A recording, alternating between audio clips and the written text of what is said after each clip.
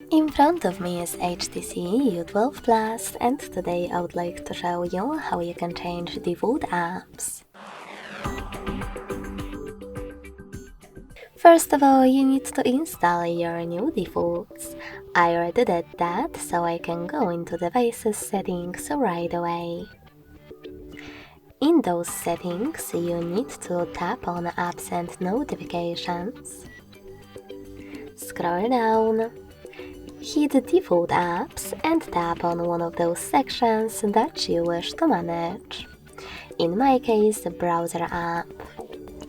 Now click on your new downloaded one to apply it, and go back.